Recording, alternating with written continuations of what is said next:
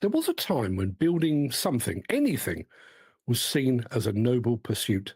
It wasn't glamorous, didn't need to be, but to work with your hands, to leave something behind real and lasting, that was enough. That was everything.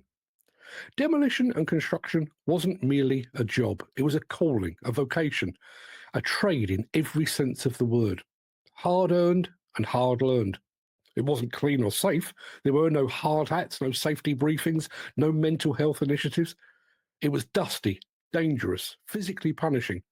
Workers operated without the protection of the rules and systems we take for granted today. And yet, for those who toiled on site, they did so with pride.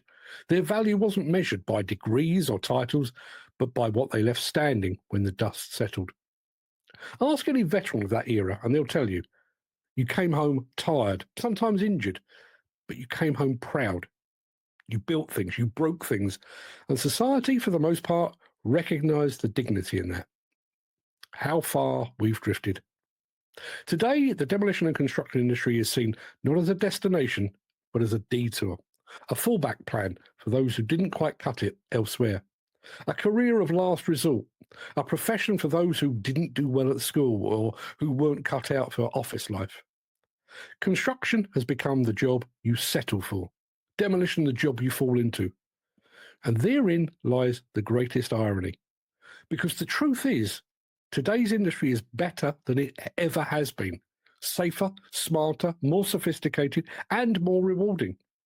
Workplace fatalities have dropped. Mental and physical well-being are now part of the conversation. Protective gear is the rule, not the exception. Site safety protocols cover all eventualities. Structured training programs and apprenticeships offer clearly defined career paths. There are qualifications, leadership development, and transferable skills. This is not an industry of backbreaking toil alone, not anymore. And what's more, today's industry plays to the strengths of the very generation that refuses to embrace it. Think about it. Today's projects begin not with blueprints and hand sketches, but with drones and 3D scans. Planning meetings are conducted using tablets and project management software. Excavators, dozers, and even remote-controlled robots are operated with precision systems that feel more like video games than heavy machinery. For a young person who's grown up with an Xbox or a PlayStation, the controls of a modern excavator are far more familiar than a typewriter or a filing cabinet ever will be. Drones conduct topographical surveys. GPS systems guide earth-moving equipment with millimeter accuracy. Augmented reality overlays designs onto real-world sites.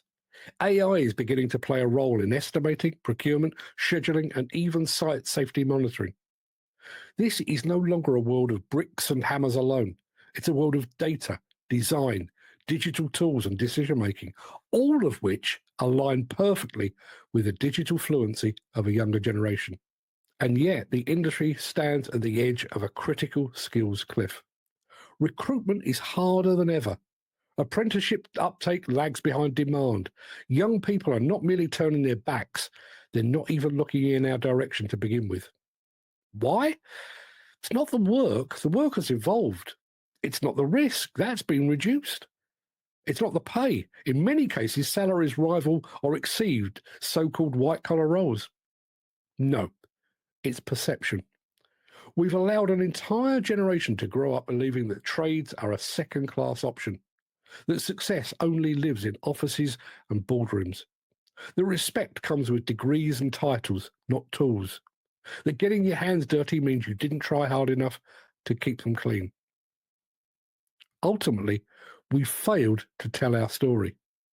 We haven't shown what a career in demolition or construction really looks like today. We haven't told young people that they can earn while they learn, that they can start on the tools and move into management, surveying, estimating, or entrepreneurship, that they can spend a career outdoors building legacies or indoors modeling the future in 3D. We haven't told them this industry still rewards hard work, still values loyalty, still offers a sense of tangible accomplishment that few other sectors can match. Instead, we've allowed popular culture to do the talking. A popular culture, with its caricatures of the builder as the fool, the yob, or the dropout, has done a damn good job of silencing us. At the very moment when we've modernized, professionalized, and digitized, we've also vanished from the map of career ambition. We've made the work better, and yet it's never seemed less attractive. And that's the bitter paradox. We need young people, not as warm bodies, but as innovators, as leaders, as torchbearers. We need their digital instincts, their comfort with screens and simulations, their curiosity and creativity. We need them to question the old way of doing things, and we need them to care. And we know that many of them would thrive here if only they could see what the industry really is, not what it used to be. And this is not about bringing back the past. We don't need to revive the dirt and danger to restore the pride.